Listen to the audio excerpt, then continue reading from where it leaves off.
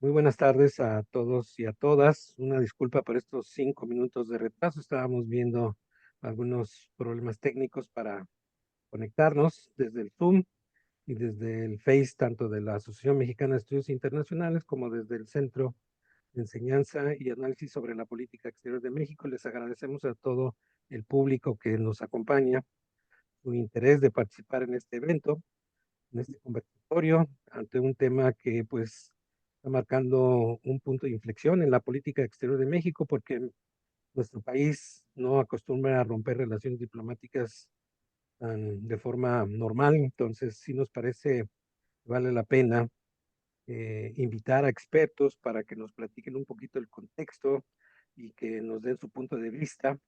Tenemos la fortuna de que tres conocedores del tema, expertos en las relaciones en México y América Latina, nos acompaña. Está la doctora Guadalupe González, y es profesora del Colegio de México y es una eh, estudiosa de la relación entre México y América Latina.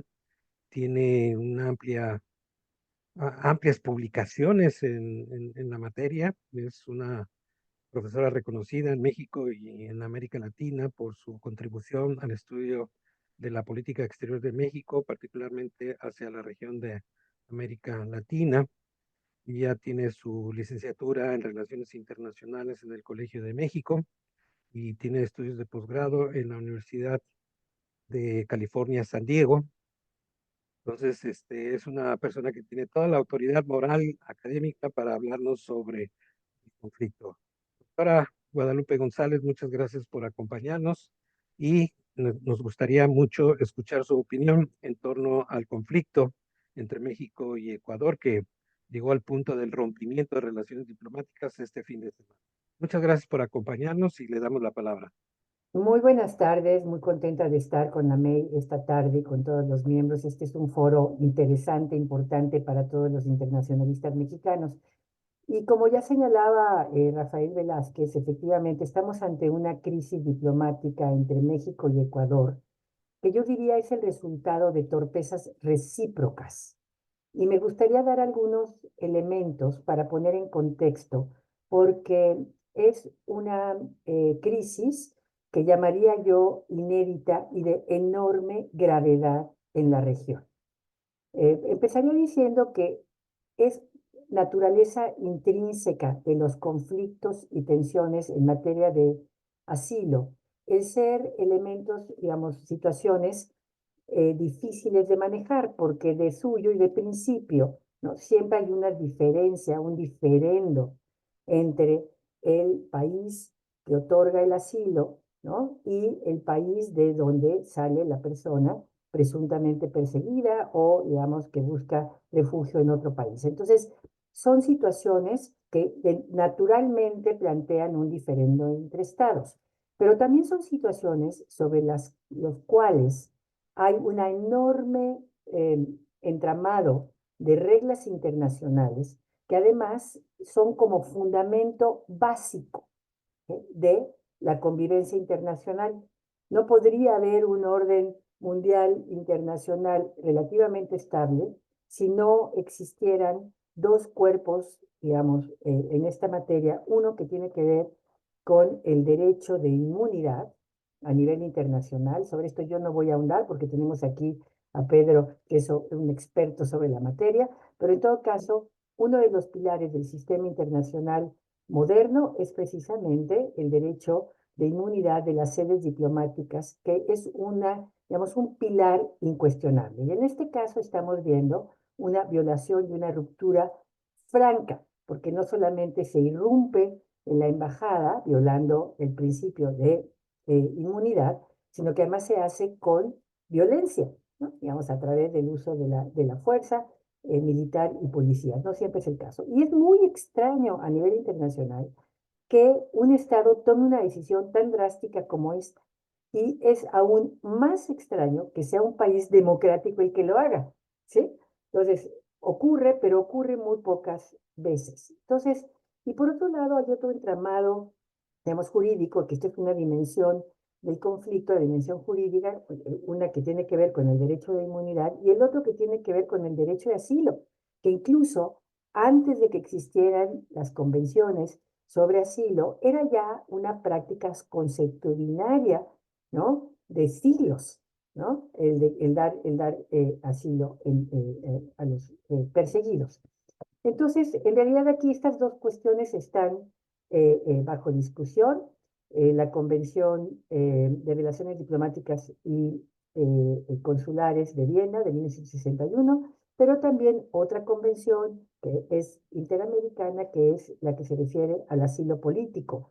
Y aquí hay digamos, una interpretación distinta entre México y Ecuador respecto a si se violó o no se violó la Convención sobre Asilo americana, en que en algún punto dice que no se puede utilizar el asilo para recibir personas que tengan una, digamos, una demanda o que hayan sido juzgados por un delito común. Pero de otro lado, la misma convención señala con mucha claridad que corresponde al Estado asilante decidir si la persona, ¿no? que busca protección, ¿no? Hay supuesto de una persecución o hay algún elemento político. Entonces, el caso que hace Ecuador al señalar que el señor, el expresidente, vicepresidente Glass, no podía tener elementos para otorgársele el asilo, es una postura cuestionable, digamos, y en todo caso es algo que podría dirimirse, ¿no? Ya sea en la Corte Internacional de Justicia o el gobierno ecuatoriano tenía otra opción que simplemente decir, no doy el salvoconducto, ¿no? Y tenemos muchísimos casos en la región, muchísimos, ¿no? Y en el mundo, en donde pues simplemente hay esta diferencia, ¿no? Entre un gobierno que no quiere dar el salvoconducto, otro gobierno que otorga el asilo, y las personas afectadas pues pueden quedar años, ¿no? Dentro de la embajada como refugiados, ahí por muchos años. Y un caso paradigmático, digamos, o muy ejemplar en el caso de América Latina, pues es el de la Haya de la Torre en 1949-1954, que estuvo, digamos, asilado durante 5 años en la Embajada de Colombia, ¿no? Pero en ese caso, el gobierno, pues, peruano era un gobierno militar. Entonces, bueno, estas cosas ocurren mucho, en muchas ocasiones. Ocurrió también en el caso de Cámpora, en Argentina, que se fue a refugiar a la embajada mexicana. Pero lo más paradigmático de este caso, digamos, o una gran anomalía, es que en esta situación del asilo con respecto José, al vicepresidente, ex vicepresidente José Glass, es que Ecuador es un país que ha tenido mucha experiencia en tema de asilo. Y ustedes recordarán, ¿no? Pues Ecuador, digamos, mantuvo en su embajada en Gran Bretaña a Assange durante muchos años y pues es un caso muy claro en el que simple y sencillamente no, Gran Bretaña no dio el salvoconducto, ¿no? Y se quedó ahí, ¿no? Refugiado o bajo protección. Entonces llama mucho la atención que teniendo esto en mente, siendo un país, digamos, que jugó un papel similar al que estaría jugando México hoy, pongámoslo en esos términos, ¿sí? Frente a este caso de asilo, toma una posición tan distinta, ¿no? Pero además hay otro elemento que me parece importante señalar, y es que el Ecuador del gobierno de Noboa hoy tiene un asiento no permanente en el Consejo de Seguridad y, y se pronunció en contra, de una manera muy clara, del ataque israelí a la embajada iraní en Damasco. Entonces, aquí vemos, al menos, estoy ahorita analizando sobre todo el caso de Ecuador, ¿no? Cómo vemos muchas inconsistencias en su propia manejo diplomático de la situación. Y del lado, digamos, aquí hay una incoherencia de un Estado que se pronuncia en un sentido en el Consejo de Seguridad y por otro lado se pronuncia lleva a cabo un acto extremo, como es el allanamiento de una embajada, que prácticamente es muy difícil que un Estado tome esta decisión, y máximo si es un Estado democrático. Entonces, es anómalo el comportamiento, muy anómalo el comportamiento ecuatoriano. No sé qué nos pueda decir Ernesto Campos, pero que conoce muy bien ese país. Pero me parece una anomalía para la política exterior ecuatoriana, que tiene una larga tradición de asilo, que ha sido también un país igualmente asilante, ¿no? Muy activamente en el pasado, y al mismo tiempo que está desempeñando, pues, en el máximo órgano de seguridad internacional, un papel, pues, digamos, de promotor del orden y de las reglas internacionales. Entonces, es anómalo. Y entonces, eh, por otro lado, esta situación escala por este comportamiento anómalo por parte del gobierno ecuatoriano, pero también por un comportamiento anómalo del lado de la política exterior mexicana, ¿sí?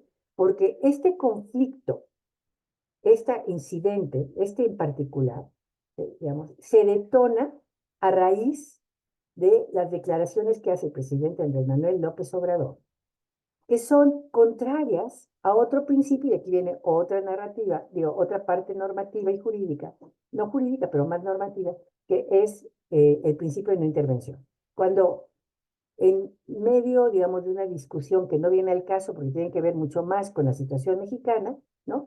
Hace unas declaraciones y un juicio, eh, pues, muy sesgado de lo ocurrido en las elecciones ecuatorianas en el año de 2023, y dando a entender, ¿no?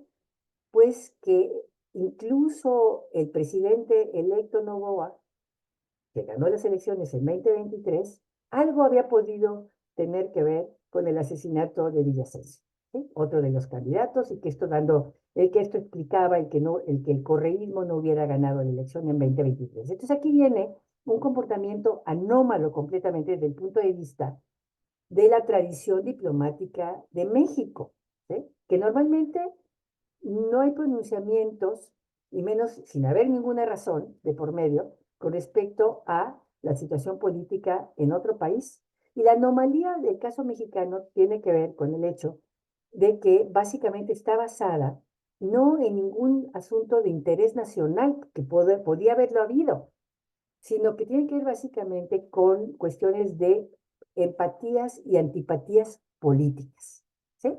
Entonces, aquí lo que estamos viendo es un conflicto que se detona por un proceso que está teniendo lugar en la región actualmente, de una creciente ideologización de las políticas exteriores, por un lado.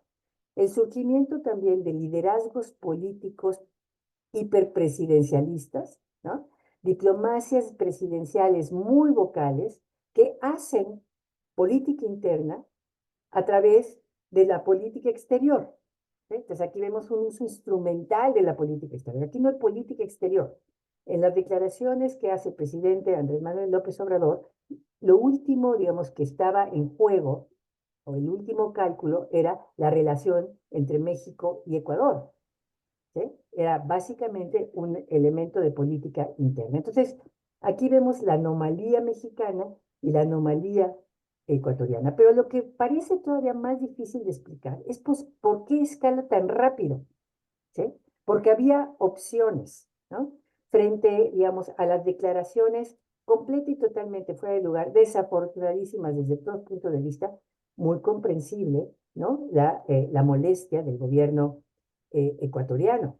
Pero la reacción de declarar como persona no grata en ese momento a la embajadora, ¿sí? Se puede discutir, pero desde mi punto de vista es una actuación digamos, es una sobreactuación, porque había otros canales. Se pudo haber mandado una nota diplomática. Hay muchos, aquí tenemos muchos embajadores que nos pueden decir que había opciones, pero no lo hizo el gobierno ecuatoriano. Y en ese momento viene la sobrereacción mexicana, ¿sí? De que, muy bien, entonces voy a mandar a un avión de la Fuerza Aérea para recoger a la embajadora. Pero además ya había el antecedente de que México, porque no es la primera ocasión que México tiene problemas, este gobierno tiene problemas en el manejo de asilo, que con otros gobiernos. Sucedió con Evo Morales y sucedió con la familia de Castillo, de Pedro Castillo en Perú.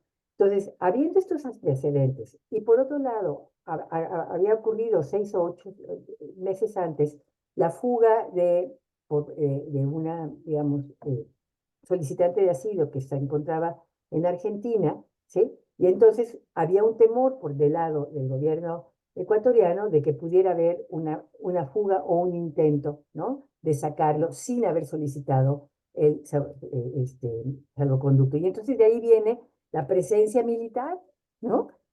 Y entonces vemos que se va escalando el conflicto, ¿no? Y la decisión de entrar fue, desde mi punto de vista, una decisión muy torpe del gobierno ecuatoriano, tan torpe que le va a costar muchísimo desde el punto de vista de prestigio internacional, y lo estamos viendo con la andanada de condenas. Pero ¿por qué lo hace? Y aquí, para terminar mi intervención, porque me parece importante que desde México conozcamos un poco más el contexto de allá. Vamos a tener, aquí conocemos nuestro contexto, pero el contexto de allá. A ver, ¿qué ocurre? Tenemos un gobierno nuevo que apenas entró, ¿sí? Que es un gobierno de minoría, ¿sí? Es una persona, es un presidente joven, es un outsider de la política, ¿sí? La canciller no tiene ninguna experiencia internacional, ¿sí? Pero al mismo tiempo llega al poder Noboa y le estalla la crisis de seguridad al día siguiente. Hay una enorme preocupación de seguridad en Ecuador y busca convencer, digamos, a la población de imponer un régimen de guerra interna que se va a votar el 21 de septiembre en un referéndum, el 21 de abril.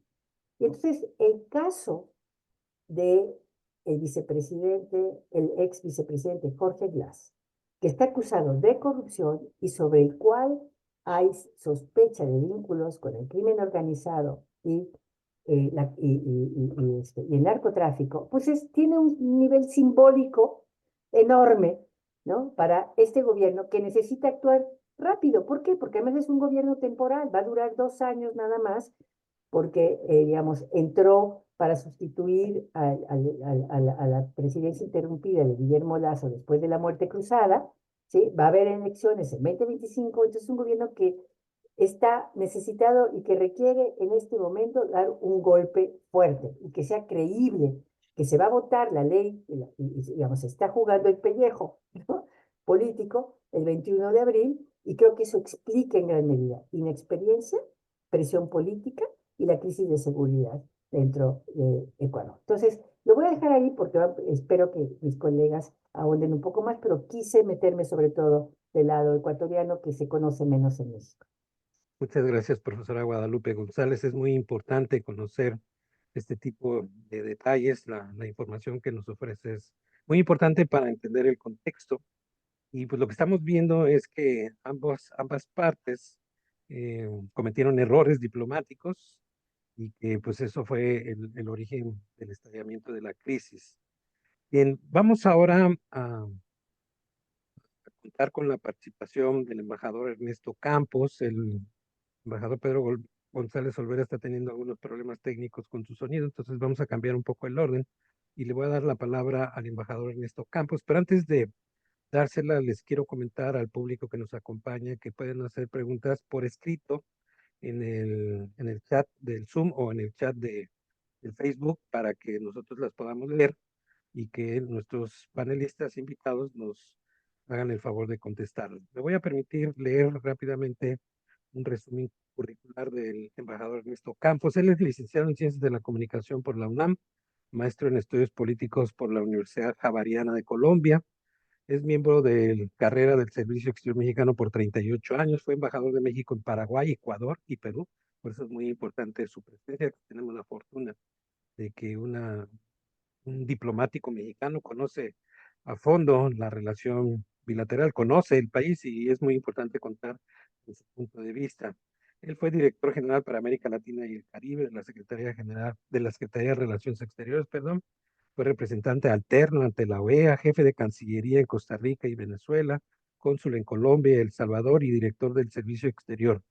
Se jubiló en el 2018 y ha publicado ensayos sobre relaciones político-diplomáticas entre México y Centroamérica, que fue editado por Flaxo, y tiene una amplia experiencia y diplomática y también una producción académica muy importante en estos temas. Es miembro de la Unidad de Estudio y Reflexión de América Latina y el Caribe, del Consejo Mexicano de Asuntos Internacionales, COMEXI. Embajador Ernesto Campos, muchas gracias por este, acompañarnos en este conversatorio. Le damos la palabra. Bueno, pues muy buenas tardes, muchas gracias por la invitación y bueno, pues siempre es un gusto estar aquí con ustedes. Bueno, yo quisiera comenzar un poco por el contexto ecuatoriano, porque que ya ha tocado pues, de manera muy clara Guadalupe, pero quizás abonar algún comentario adicional a lo que ella ha señalado. Por ejemplo, el tema de la muerte cruzada, pues es un precepto constitucional allá en Ecuador que cuando se da una crisis, pues el presidente, el jefe del ejecutivo, puede pues convocar a elecciones generales, es decir, disuelve el Congreso y también pues hay elección de un nuevo presidente de la República o él mismo se somete a una nueva elección. Hay que recordar que Guillermo Lasso, que era el presidente, pues estaba siendo acusado, había todo un proceso en el Congreso donde no tenía la mayoría y donde estaba siendo acusado pues por algunos temas de corrupción. Entonces, pues ahí eh, Lazo, viéndose en una situación pues muy compleja, decidió hacer la muerte cruzada y convocar a elecciones. En Ecuador, pues es importante saber que hay dos vueltas electorales, no es como acá en México, que es una sola vez. O para que fuera solamente una vez, uno de los candidatos debe de tener más del 50% de los votos.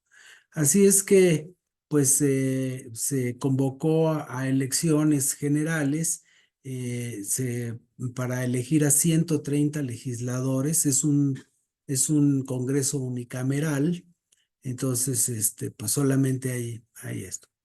En la primera vuelta, pues el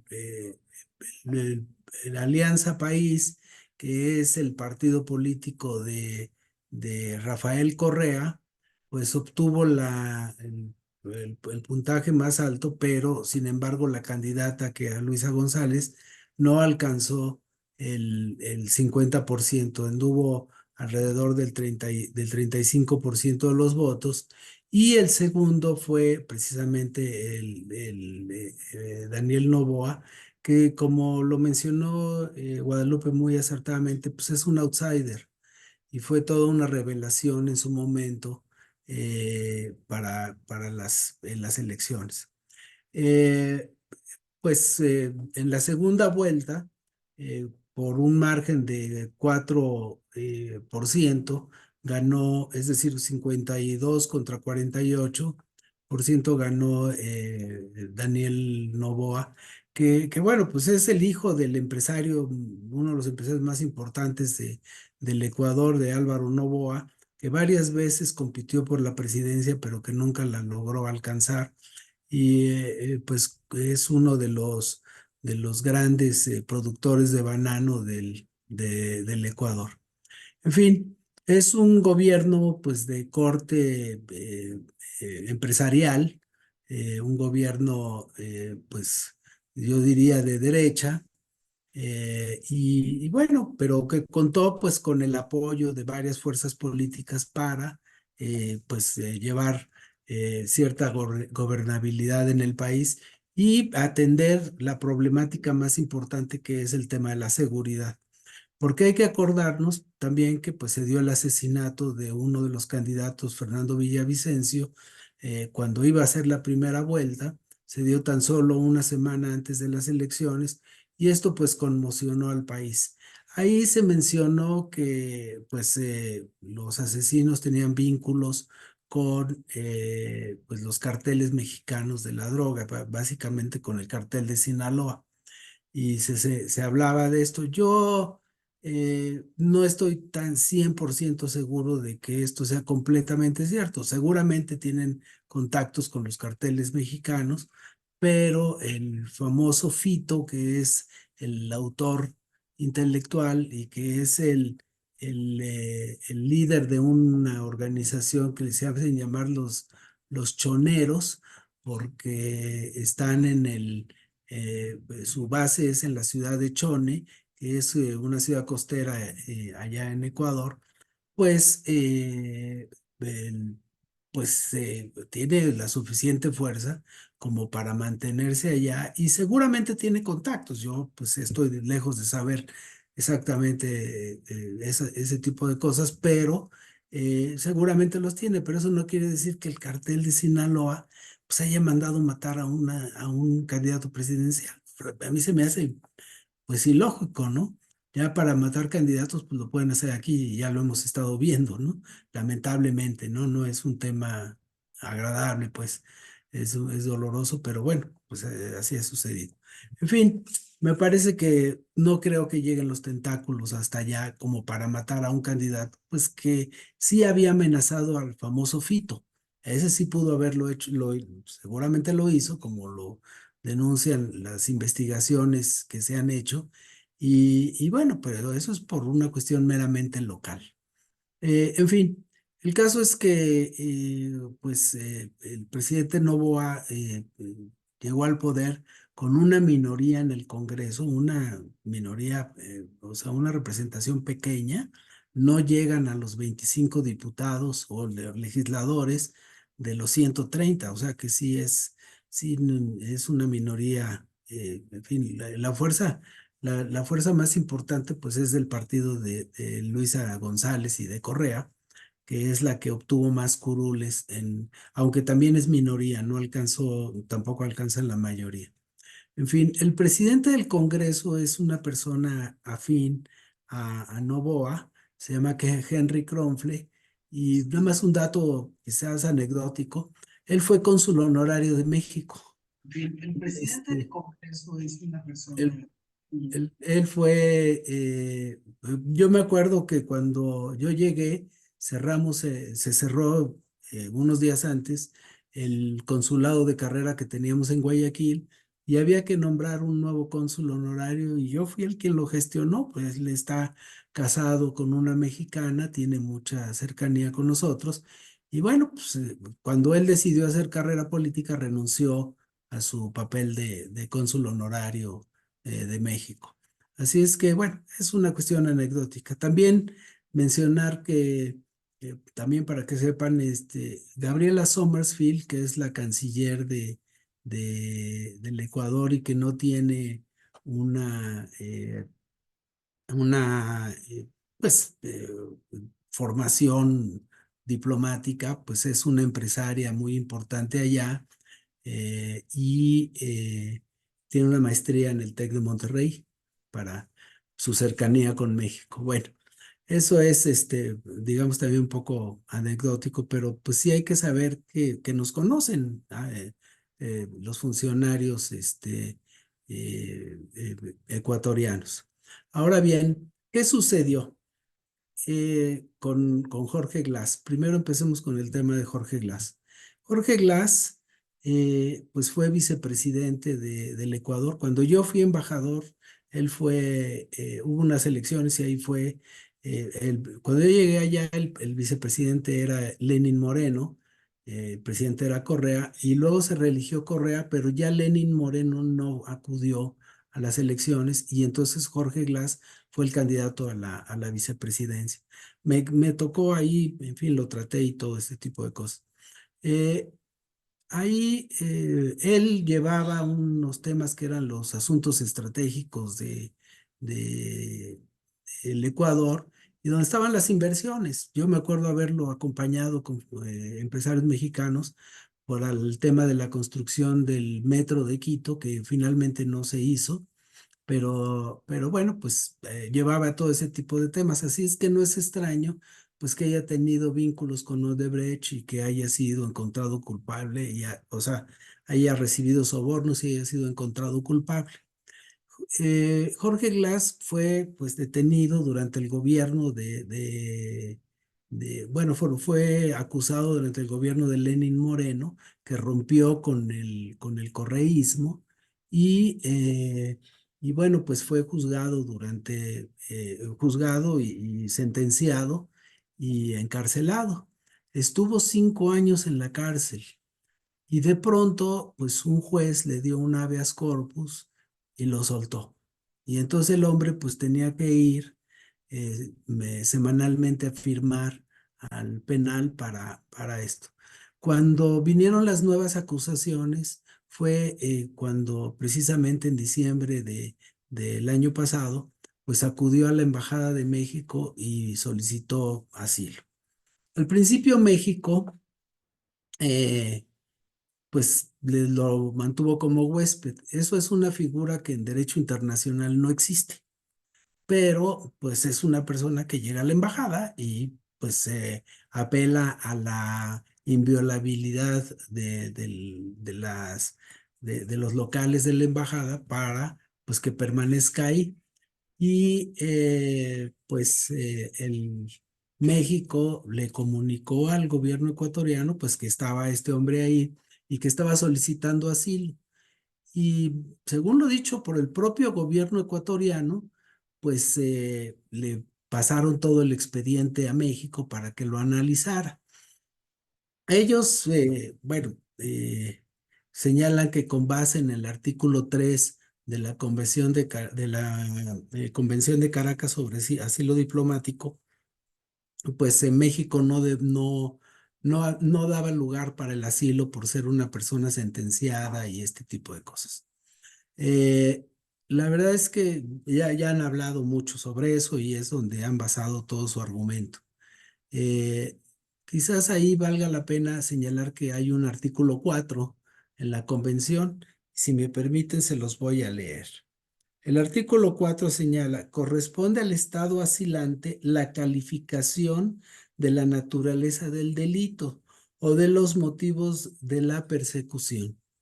Entonces, lo que hizo México fue que, pues, calificó el asunto y decidió dar el asilo. Es así. Yo ahí no veo que México haya violado la Convención de Asilo, lo señalan los ecuatorianos, pues porque nos guste o no, simpaticemos, podemos simpatizar con el gobierno ecuatoriano, podemos simpatizar con la oposición ecuatoriana, o podemos pues también pensar en simpatizar con el gobierno de México o no, pero la verdad es que lo tomó una decisión con base en la convención y pues con lo que establece la propia convención. Así es que pues hasta ese momento no había más. La reacción de Ecuador en el sentido de, pues, cuando se otorga el asilo, de expulsar a la embajadora de México en Ecuador, pues hasta es comprensible. Ellos están en su derecho de expresar su molestia, su enojo, su oposición a la decisión de México y pues les pareció que lo más adecuado podría ser eso. Pero también se cruza el otro elemento que está circulando aquí y son las declaraciones del presidente López Obrador. En mi opinión, lo que sucedió es que, pues, y coincido con Guadalupe, me parece que ahí el presidente ha tenido una serie de errores en materia de política exterior que nos han llevado a tener diferencias, pues, con numerosos países. Ahí está el tema de Perú, donde también expulsaron a nuestro embajador. Está el tema de Bolivia en su momento, que también expulsaron a la embajadora.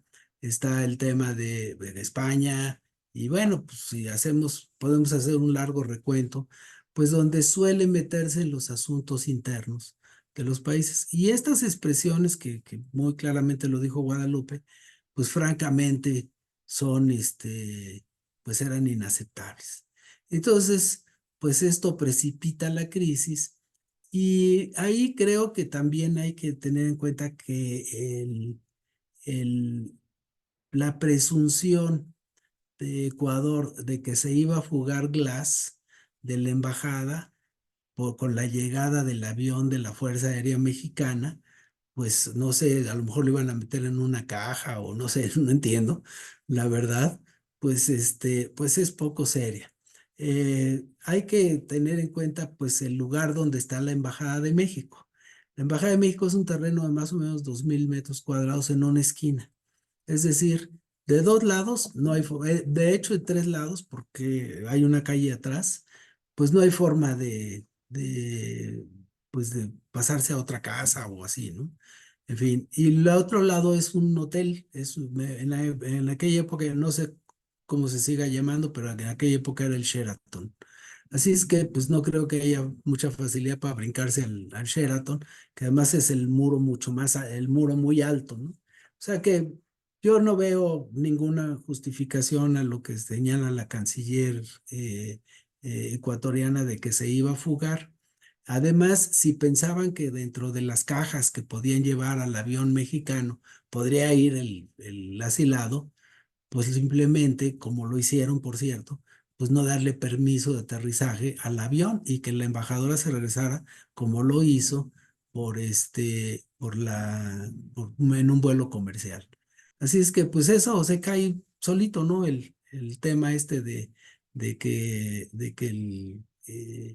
el asilado pues se iba a fugar, ¿no? Como sucedió en el caso de la exministra de la Embajada de Argentina, pero también hay que conocer la Embajada de Argentina.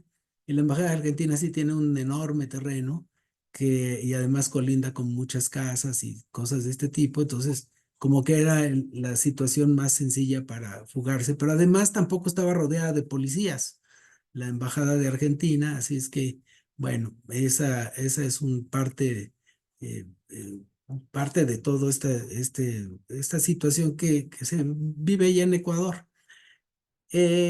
La decisión de entrar a la embajada, pues no hay cómo defenderla. Así, es, es una flagrante violación a la Convención de Viena sobre Relaciones Diplomáticas que ha merecido pues el repudio de la comunidad internacional. Ya lo ha señalado el secretario general de la ONU a través de su speaker, lo ha señalado el secretario general de la OEA, lo ha señalado pues unos 20 países latinoamericanos, la Unión Europea, incluso hasta ya leí algún comunicado de Nueva Zelanda, pues que es un país tan distante de México, en fin, todos unánimemente condenan el hecho de esta acción del gobierno ecuatoriano. Así es que, pues es una situación, México ha decidido acudir a la Corte Internacional de Justicia. Eso tal vez Ecuador lo pudo haber hecho, ir a la Corte pues, para determinar si era válido o no válido el asilo. En fin, habría podido ensayar numerosas cosas o simplemente mantener al asilado pues, ahí sin darle el salvoconducto, como fue el caso de Héctor Cámpora por varios años o pues el del propio Assange por 7 años, por cierto, allá en la embajada de Gran Bretaña, de Ecuador en Gran Bretaña, en Londres. Pero hay que acordarse que Gran Bretaña no es parte de la Convención de Caracas sobre asilo diplomático, pues no están obligados, ¿no? En fin, ahí está toda esta, todas estas cosas que hay que analizarlas con mucho detalle. Seguramente la corte pues tendrá ahí hará un juicio fuerte sobre el tema, pues porque nadie puede aceptar que se viole la inmunidad de las embajadas. Imagínense ustedes, qué mundo viviríamos si se pudiera entrar la policía a una embajada. Así es que, pues sí es una situación grave. Me parece que los ecuatorianos y quizás la juventud del presidente Noboa y no han de haber escuchado seguramente a los diplomáticos de carrera ecuatorianos porque tienen muchos y muy buenos y pues que les hubieran aconsejado esto, ¿no? Ya vamos a ver cómo viene la reunión de la OEA. Yo la veo explosiva porque además nuestra embajadora pues no es una persona suavecita que digamos, así es que va a ser al menos estrendosa, ¿no? Su presentación, eso lo puedo asegurar. En fin, hay un último desarrollo que sucedió el día de hoy, dos cosas que sucedieron el día de hoy. En la mañanera, la secretaria de Relaciones y la embajadora de México en Ecuador, la embajadora expulsada, pues se vuelven a referir a la situación interna del Ecuador. Eso es un error, no hay que hacerlo así. Pero además hay otro elemento que puede darle un vuelco a todo este asunto. Hoy por la tarde, o por el mediodía, tuvieron que llevar a un hospital a Jorge Glass porque tiene un coma, porque tomó medicamentos pues en exceso. Y entonces uno se pregunta, ¿qué un preso en un penal de alta seguridad tiene acceso a medicamentos para que se induce, para que pueda tener un coma o para que se pueda pues incluso suicidar? Porque a lo mejor eso es lo que intentó el hombre. Eso pues pone en predicamento toda la situación del Ecuador porque no le están prestando las garantías suficientes en su detención. Ya lo tienen en un hospital, yo ya lo confirmé, ya la Teleamazonas, que es uno de los canales principales de allá de Ecuador, ya lo está informando. Y bueno, pues esto le puede dar un vuelco si este hombre pues pierde la vida, ¿no? Imagínense. Ya que esté en coma, pues es una situación muy compleja, ¿no? Así es que pues creo que en este momento deben de estar todas las alarmas prendidas allá en el Ecuador, en el gobierno, pues porque las cosas están teniendo un desarrollo que seguramente pues ellos no preveían. Así es Efectivamente. que además la defensa de Jorge Glass pues no ha tenido acceso a él. Entonces también eso habla pues de una problemática y entonces puede contribuir a aquellos que piensan que sí se merecía dar el asilo porque era un perseguido político. Entonces, en fin, Bueno, la verdad es que es complicado.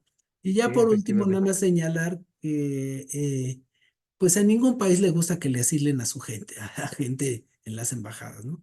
Entonces, siempre hay discusiones, siempre hay este tipo de argumentos y pues no es la excepción esta, ¿no? Entonces, sí, el asilo, el error quizás es que lo publicitaron aquí el asilo.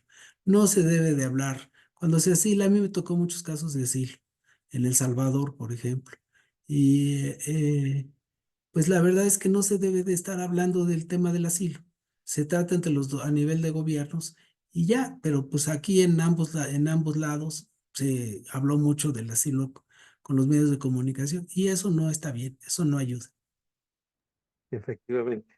Pues le agradecemos mucho, embajador Campos, por esta, este punto de vista, esta información que usted la conoce de primera mano. Estamos conscientes que en ambas partes hubo errores de estrategia diplomática, pero nada justifica que las Fuerzas Armadas o la policía ingresen a una embajada de otro país a detener a una persona que está solicitando asilo. Y en ese sentido, pues el rompimiento de la relación de México con Ecuador, pues es consistente con lo que hizo el gobierno de Ecuador. Bien, le vamos a dar ahora la palabra al embajador Pedro González Olvera.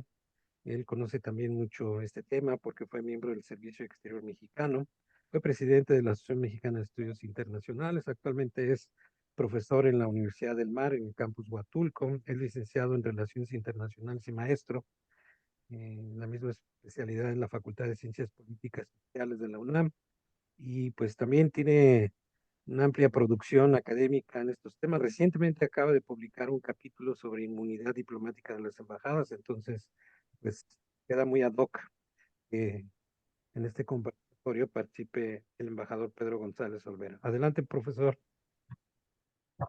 Gracias, Rafael. Gracias por la invitación. Y pues, después de oír a mis contertulios, eh, es, está complicado añadir algo nuevo. Ya se refirieron pues, a los puntos principales y a las aristas principales que tiene este problema entre México y Ecuador.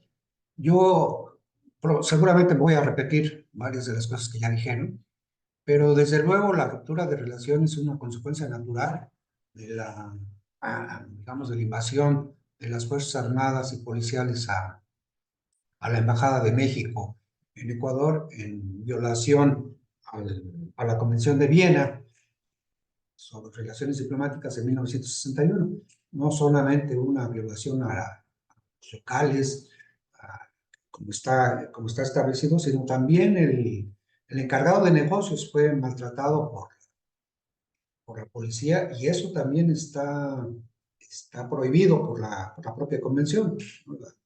La inmunidad protege tanto los locales, los archivos, los vehículos, pero también a las personas, ¿no?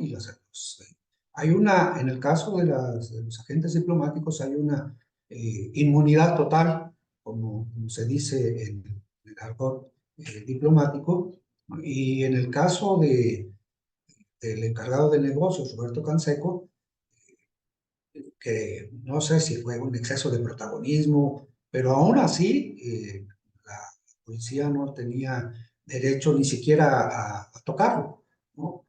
Porque yo he leído en las redes sociales que como él se salió de la embajada, entonces ya no estaba protegida por la inmunidad. La verdad es que la persona lleva esa inmunidad por todos lados, el agente diplomático va con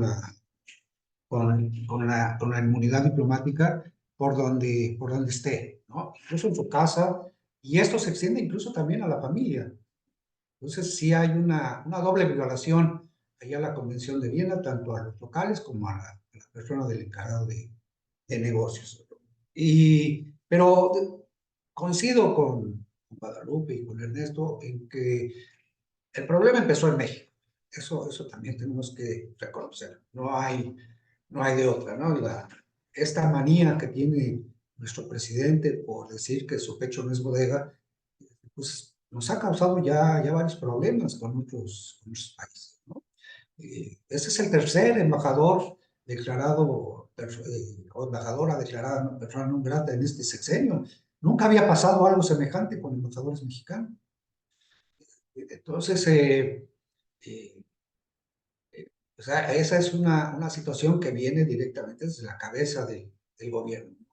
Eh, Porque además el problema es que, fíjense, nosotros tenemos el principio de la no intervención como principio constitucional y el presidente cada que tiene esto, que decir algo sobre algo que le interesa, rompe con ese principio. No,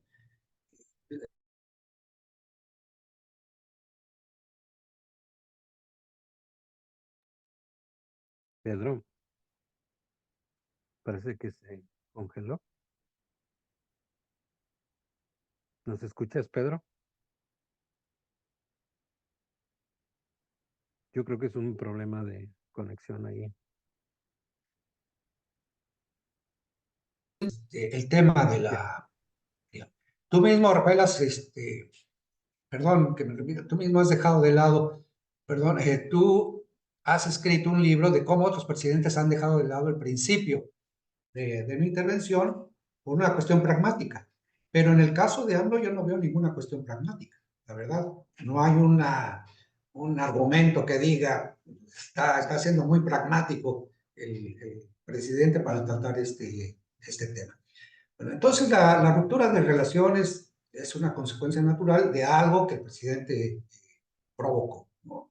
Eh, Cuando Ecuador, y ya lo dijo Ernesto, cuando Ecuador declara persona non grata a la embajadora, está actuando también correctamente de acuerdo a la convención. De acuerdo cuando un gobierno declara persona non grata a un agente diplomático, no tiene por qué dar explicaciones. En este caso había un elemento sustancial y clarísimo de por qué la estaban expulsando.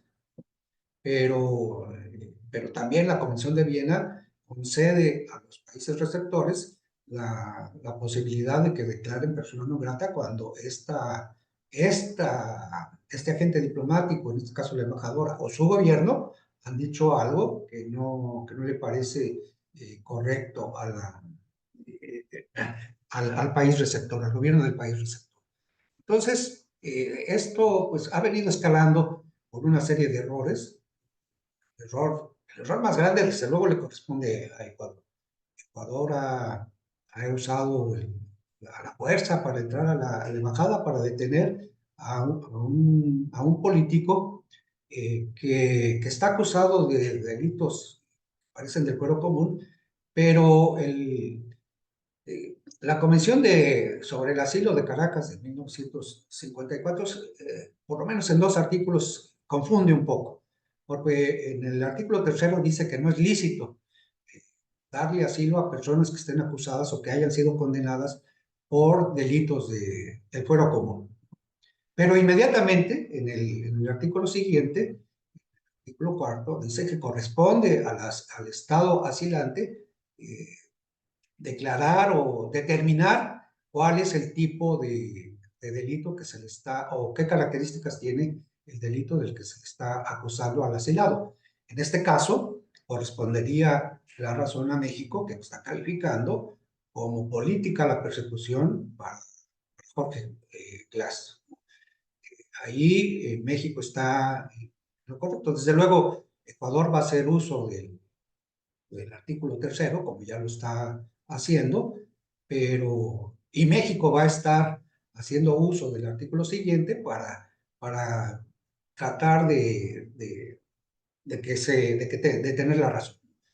Lo que Ecuador debió haber hecho, también ya lo menciona Ernesto, respecto de lo que estaba sucediendo, es primero no darle el salvoconducto a Jorge Glass y esperar a ver hasta cuándo. ¿No? El presidente Cámpora se pasó casi 3 años y medio en la Embajada de México en Argentina, ¿no? Y le dieron el salvoconducto hasta que estaba ya muriéndose. No se lo dieron por una cuestión de arreglo, digamos, de la controversia. El presidente Cámpora tenía un cáncer terminal y entonces México hizo los arreglos necesarios, eso sí, para que le dieran el salvoconducto.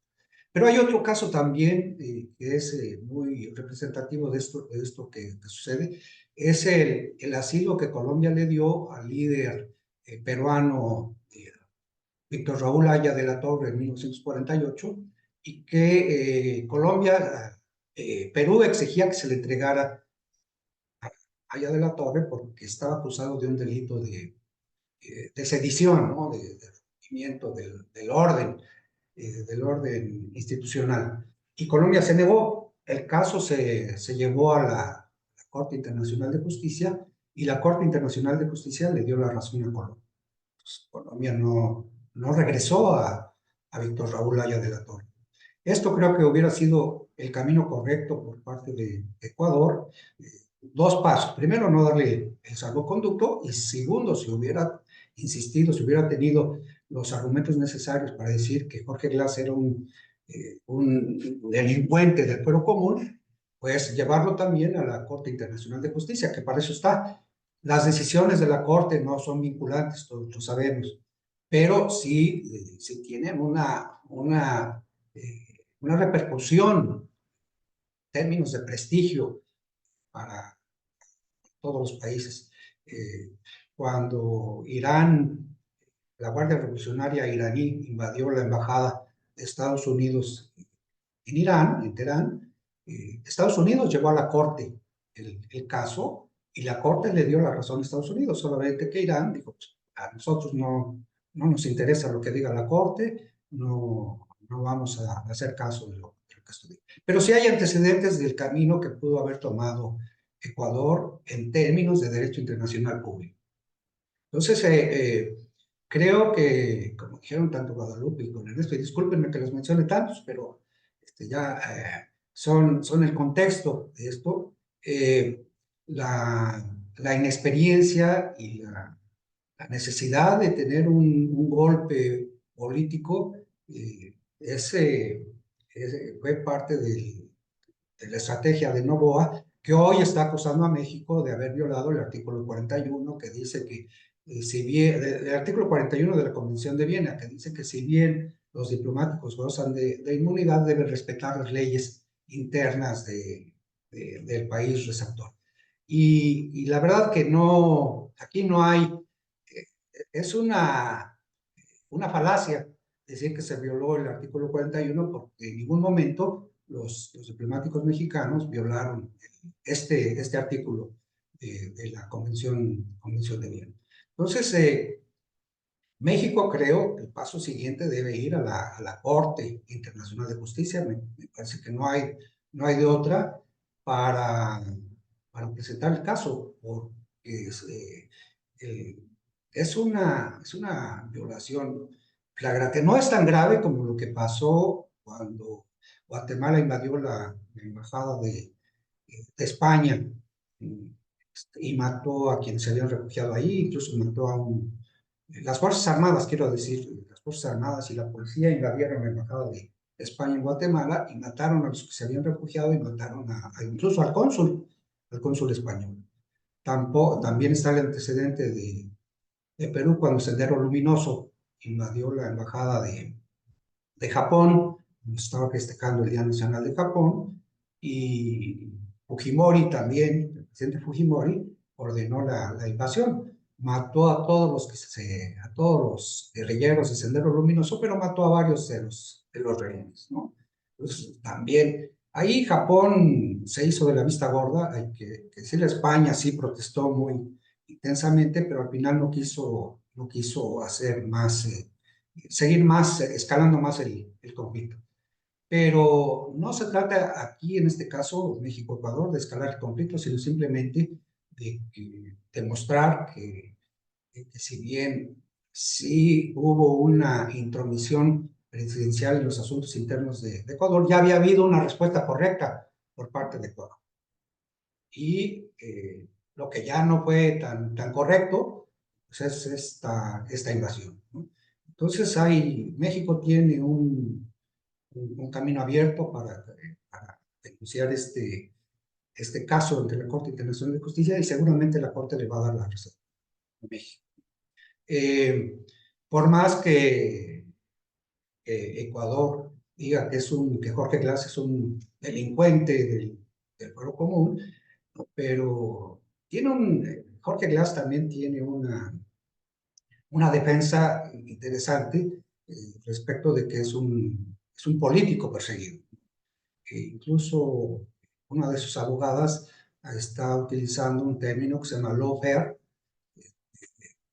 guerra de las leyes contra Jorge Glass, para decir que en efecto está vinculado al tráfico de drogas, o que hizo cohecho, o que o que fue sobornado por Odebrecht, en fin, todos los delitos que se le han achacado, y los que se le puedan acumular.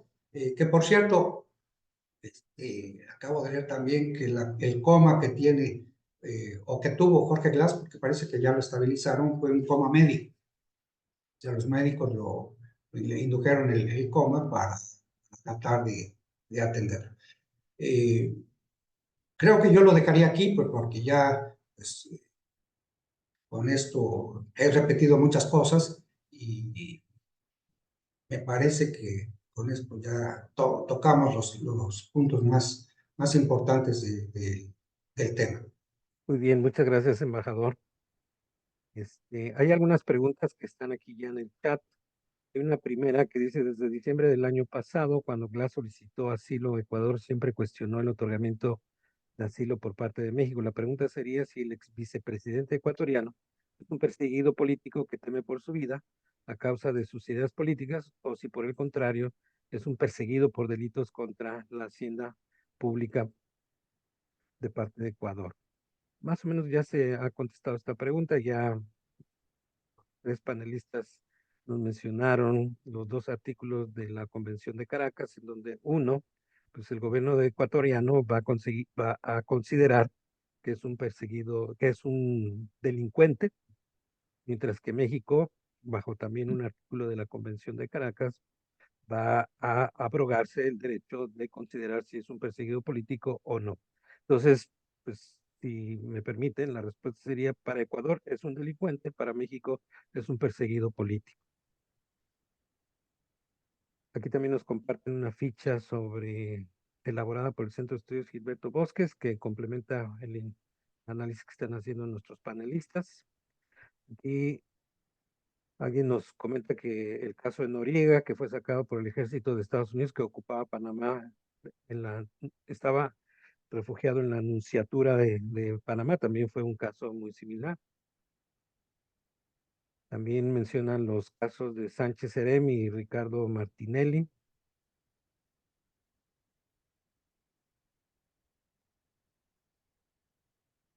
Aquí hay una pregunta al embajador Pedro González Vera. ¿Cuál es su evaluación del desempeño de la política exterior de México en su gestión de relaciones con países de la región, ya que es el tercer país con el que tenemos roces significativos? Además, está por concluir el sexenio, por lo que su opinión será interesante de escuchar en el marco de esta coyuntura. No sé si Pedro quisieras contestar esta pregunta. ¿Cuál es tu evaluación del desempeño de la política exterior de México en la gestión de México con los países de la región? Bueno, yo creo que el problema empieza desde otra vez, desde que el presidente dice que la mejor política exterior es la política interna. Y desde entonces no ha dejado de participar o de hacer en política exterior, pero a partir de sus filias y sus fobias. Ese es el problema de manejar la política de esta manera. No hay una uniformidad cuando hay, hay un país con el que el presidente le tiene cierta consideración o lo considera un aliado o lo ve con mucha simpatía, como Colombia, Chile, Brasil, etcétera, pues la política exterior es de no intervención. Cuando no son de su línea, de sus filias, pues hace gala de sus fobias. Pero ese es el problema del manejo presidencial. Pero también creo que hay otras líneas de política exterior que con trabajo se mueven en Naciones Unidas, por ejemplo, que sí hemos seguido por ahí una política más o menos congruente, ¿no? Ujú. Que no sucede lo mismo en la OEA, porque, como dice Ernesto, pues la embajadora tal parece que siguió la misma máxima del presidente de que su pecho no es bodega. Y también pues ha causado problemas, sobre todo con los países del Caribe, ¿no?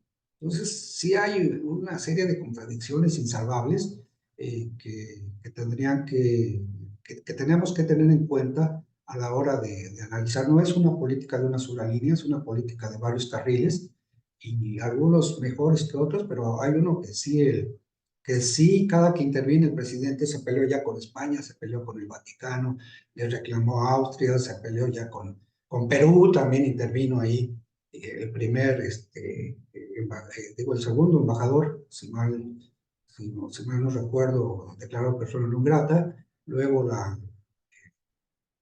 el problema con el gobierno anterior en Bolivia, antes de que ganaran de nuevo los partidarios de Evo Morales, ¿no?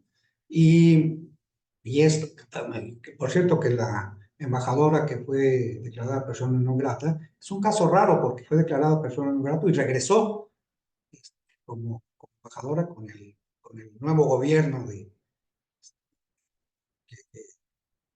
que era de la línea de Evo Morales. Hoy es subsecretaria. Así que bueno, pues no le fue tan mal al final de cuentas, ¿no? Y entonces eso es lo que considero. Muchas gracias, profesora Guadalupe González.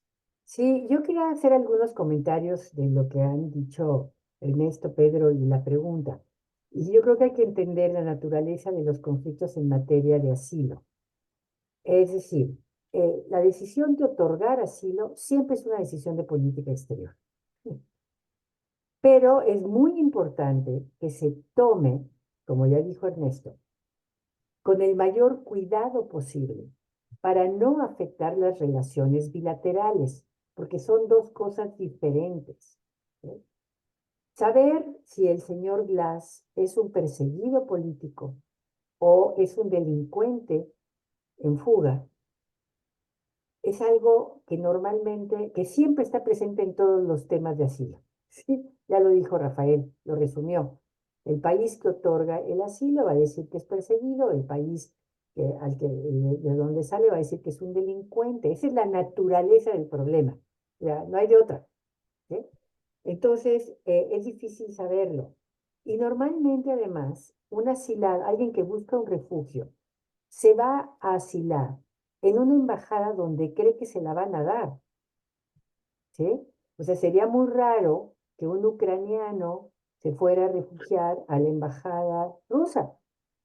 Entonces, tampoco es posible esperar que el país que recibe a una persona sea completamente neutral, porque hay, ¿no? Hay cierta convergencia. Entonces, aquí lo que sí puede haber, y lo único que da autoridad, digamos, moral o peso o legitimidad a una decisión de asilo o no, es la limpieza y la práctica jurídica con la que se hace, y aquí México lo ha hecho mal, porque la propia secuencia de la toma de decisiones le resta legitimidad y autoridad moral a México. ¿En qué sentido?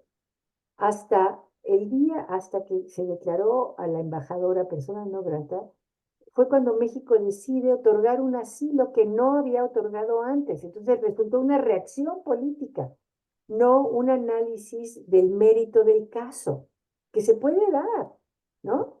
Entonces ya desde el principio, eso hace efectivamente, sí, México actuó con base en la convención, pero en términos de autoridad, de limpieza del tema, no se sirvió para nada. Y México ya había estado gestionando con Ecuador varios, Ernesto seguramente le tocó, varios asilos a raíz del 2019 con las protestas por el alza de precios en Ecuador, que hubo 7 o 8 asilados, todos ellos correístas, en la Embajada de México y se fueron procesando como se tienen que procesar. Y aquí un último comentario que tiene que ver con el tema de, son tan delicados, siempre un asunto de asilo se va a complicar si dejas que se complique. ¿Sí? Y esto requiere, pues, de diplomáticos profesionales. Y resulta que al día de hoy, 7 de las 24 embajadas que tiene México en América Latina y el Caribe están a cargo de diplomáticos de carrera. El resto no son diplomáticos de carrera. Entonces, bueno, ahí tenemos un problema y lo que ya se comentó es muy grave que la Secretaria de Relaciones Exteriores emita, digamos, o que use, que hable de la situación política interna. No debe hacerlo. Y tampoco debe, digamos, tocar la fibra del nacionalismo. Eso le toca a los políticos, pero no a una cancillería, porque en ese momento se sale todo de control. Y lo más grave son las consecuencias. Este conflicto todavía puede escalar más. Punto número 1. Este conflicto puede fracturar a la región. ¿Sí? Este conflicto ya está afectando a muchas personas, porque como bien decían, la relación entre México y Ecuador es estrecha en lo económico, en lo social. Hay estudiantes ecuatorianos aquí, hay empresarios, hay comercio. Ecuador buscaba un acuerdo con México, estaba el tema de entrar a la Alianza del Pacífico, pues todo eso ya se fue por la borda. ¿Sí? Entonces, hay esas consecuencias muy, muy fuertes. Y para mí la consecuencia más fuerte de todo esto, de una ruptura de relaciones, además de que no hay quien te proteja si tienes que, o con quien sacar una visa, porque ya no hay dónde sacarla. Entonces vamos a ver qué tercer país, ¿no? Va a ser el que va a hacer, digamos, a proteger mexicanos y ecuatorianos. Es gravísimo que esto ocurra porque se cierra la embajada. No tener embajadas es lo peor que le puede pasar a un país. Absolutamente, se queda sin instrumentos y los ciudadanos nos quedamos sin quien nos proteja. Es tremendo. O sea, sí hay que ver que es una cosa muy grave. ¿Sí? Y aquí hay una corresponsabilidad. Y para mí lo más grave es que se frena cualquier posibilidad de cooperación en materia de control del narcotráfico, que sí es un problema de los dos países. Entonces, ni vamos a hablar de eso. ¿Quiénes salen beneficiados de esto? Pues el crimen organizado. Entonces, creo que es la peor política exterior de los dos lados. Muchas gracias, profesora Guadalupe. Aquí hay una pregunta interesante. Con las elecciones mexicanas a la vuelta de la esquina, ¿qué escenario tomará esta situación bajo un nuevo mandato presidencial? No sé si el embajador Ernesto. Adelante, por favor, embajador Campos. Sí, bueno, nada más un comentario. Ahora me hizo recordar algo. Respecto del asilo, eh, primero déjenme contarles una cosa que sucedió hace muchos años cuando yo estaba en Colombia. Un día, pues llegaron unos guerrilleros amnistiados de las FARC a la embajada, eran alrededor de 50, y tomaron la embajada. Y bueno, pues no estaban pidiendo asilo, sino lo que estaban haciendo es protestar. Entonces llegó, porque decían, ya estamos amnistiados, pero nos están persiguiendo y decían que ya habían matado a dos de las personas que se habían amnistiado allá en Colombia. Estoy hablando de más o menos 1985. Entonces, pues lo que sucedió fue que pues llegamos ahí a una plática con la Comisión de Derechos Humanos de Colombia, que la presidía un ex canciller Vázquez Carrizosa, un ex canciller colombiano y muy prestigiado, por cierto, fue mi maestro en la maestría. Yo no tuve nada que ver en que él fuera a negociar con nosotros, pero pues hubo digamos, una instancia independiente al gobierno colombiano, y ahí lo que hicimos fue, pues, acordar que ellos iban a desalojar la embajada, pero que no los iban a detener. Pero cuando uno se asomaba a la puerta de la embajada, pues estaba lleno de policías. Y entonces, pues no confiábamos mucho en esta situación. Entonces lo que hicimos fue que agarramos nuestros propios carros. Había una manifestación en la Plaza de Bolívar en ese momento, por fortuna, de una cuestión de educadores. Y pues habría tal vez unas 5 o 6 mil personas en la Plaza de Bolívar. Y entonces acordamos que en nuestros vehículos los llevaríamos a la Plaza de Bolívar, y ellos se iban a bajar corriendo y se iban a mezclar entre los manifestantes, y así lo hicimos. Y la verdad es que ahí sí el gobierno colombiano, a pesar de que la policía nos iba siguiendo, según ellos escoltándonos, pero yo creo que más bien viendo si podían capturar a alguno, pues se les respetó, y, pues no pasó mayor situación. Después, meses después, por ahí apareció en la embajada uno solo y nos comentó que no, pues que no habían detenido a nadie, ¿no? Así es que ese tipo de cosas, siempre hay alguna solución, es una fórmula. Y acá lo que pues faltó fue, pues a lo mejor oficio diplomático.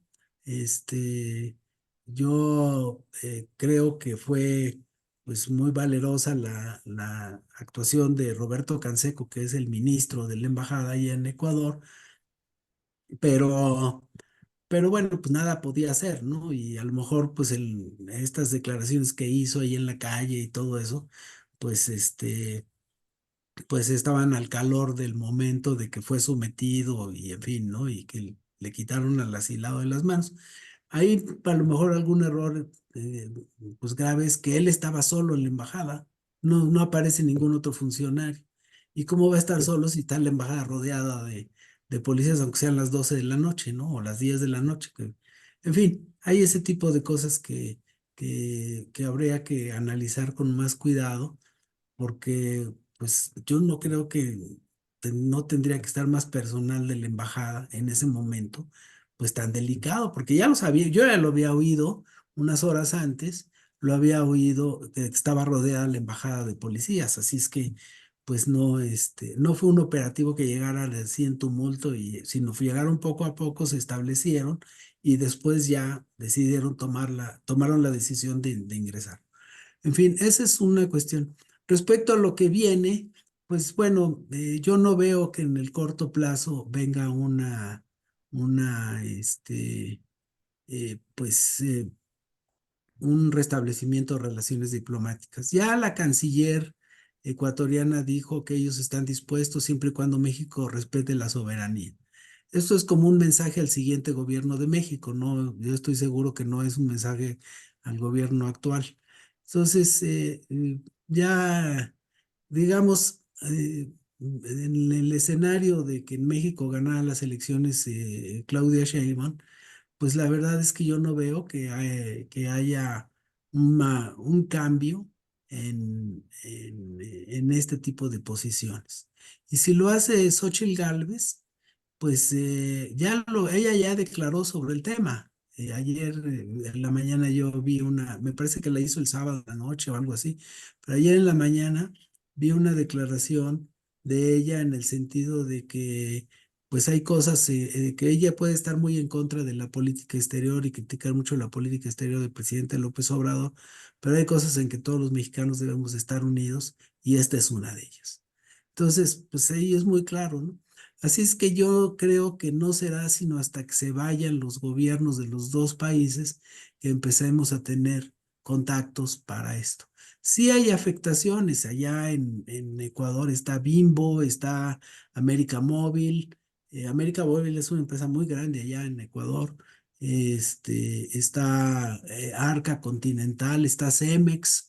O sea, sí hay inversión mexicana importante allá en el Ecuador y pues eso se afecta. También a los mexicanos, pues allá también se les afectará en el sentido de que no podrán sacar un pasaporte tan fácilmente, tendrán que acudir a un país vecino como ya lo ha anunciado la Secretaría. Y en fin, lo que sí creo es que a lo mejor pueden llegar a un entendimiento de que restablezcamos las relaciones consulares y que se ponga un consulado en cada país para atender estas cosas y no referirse a cuestiones políticas, no tener ningún otro tipo de contacto. México, hay que acordarnos que México también impuso nuevamente visa a Ecuador, así es que pues esto también va a afectar el flujo de turistas entre los dos países, porque pues si Ecuador también pide visa a los mexicanos, entonces pues ¿dónde la vamos a sacar, no? Va a ser complicado. Y el vuelo de Aeroméxico, que es directo, hay un vuelo diario de Aeroméxico o me parece que no sé si hay unos días de la semana que va a Quito y otros a Guayaquil, pero el caso es que pues probablemente veamos que ese vuelo pues ya deje de ser rentable para la línea aérea y pues lo tengan que cerrar. Entonces habrá menos comunicación aún entre los dos países. Sí es que pues sí afecta esto eh, las relaciones, pero yo espero que pues como dicen en la mañanera, hay que serenarse un poco, ¿no? Así es. Muchas gracias, embajador. Pues el tema es sumamente importante. Desafortunadamente no tenemos el suficiente tiempo. Habíamos calculado cerrar a las 5:30 de la tarde el evento. Entonces, no sé si alguno de nuestros panelistas quiera hacer un último comentario en estos 5 minutos que nos quedan. Yo nada más reiterar algo que dijo Ernesto, que es muy importante, que la Convención de Viena sobre Relaciones Consulares indica que puede haber relaciones consulares aunque no haya relaciones diplomáticas. Eso es.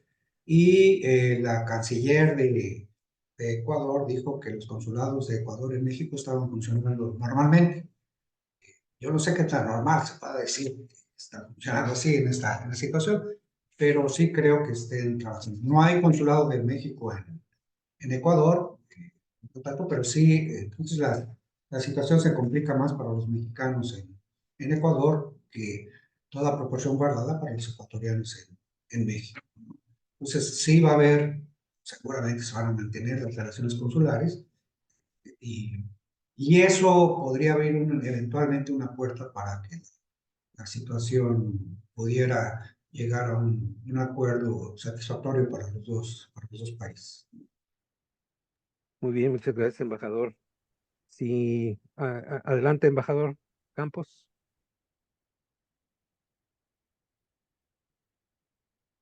Ahí estoy. Un comentario nada más muy rápido sobre esto mismo. Pues el personal de la embajada y del consulado de Ecuador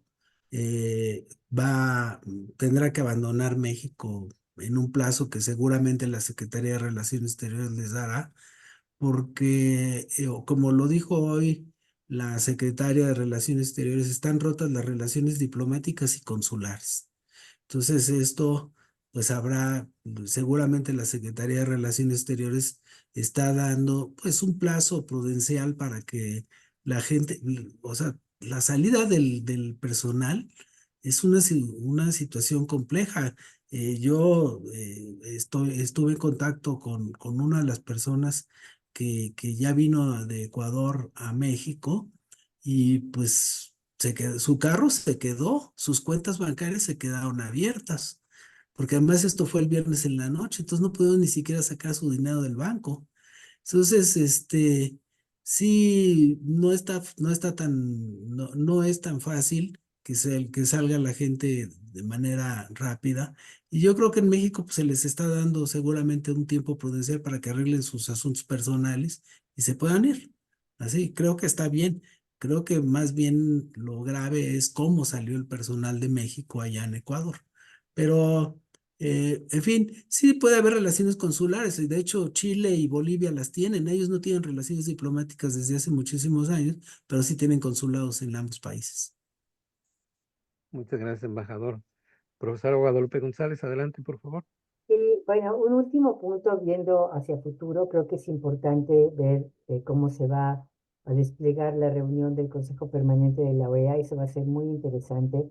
Me parece importante que en México podamos leer con precisión las reacciones del resto de los países, porque aun cuando va a venir una, digamos, condena unánime, los términos son importantes y también es importante ver el uso político que cada país le va a dar a la cuestión, ¿no? Porque sería un error en México, yo sé que es parte de digamos, es lógico, ¿no? Todos están con México en América Latina. Bueno, no. Todos están defendiendo un principio. Eso es importante, ¿no? Decirlo. Y por otro lado, pues hay quienes nos apoyan al grado, como Nicaragua, ¿verdad? Que uno diría, híjole, no estoy tan segura de que quiere ese apoyo, que rompe la relación con Ecuador, ¿no? O digo, de otra manera, pero Bolivia que llamó, ¿no? A su embajador, ¿no? Entonces, es importante leer con más precisión. Y por último, viene también la reunión de CELAC. Entonces hay que ver cómo todo eso juega. Todo esto va a tener efectos también en lo que está ocurriendo en Venezuela en relación al proceso electoral. Entonces, creo que es crucial que desde México veamos el impacto, ¿sí? Que se tiene cuando un país tan importante como México empieza a generar problemas en lugar de ser un factor de moderación y de estabilidad en la región. Muchas gracias, Guadalupe. Pues no queda más que agradecer a todo el público interesado en el tema, su acompañamiento, su atención y también a nuestros tres panelistas les agradecemos mucho el colaborar con nosotros para llevar a cabo este tipo de eventos que son muy necesarios para comprender y tener una perspectiva a futuro de lo que puede pasar en esta crisis diplomática entre México y Ecuador, que va a tener, como bien lo han señalado, pues efectos en la región. Les agradecemos a todos y pues muchas gracias por su presencia. Gracias. Muchas gracias, hasta luego. Placer.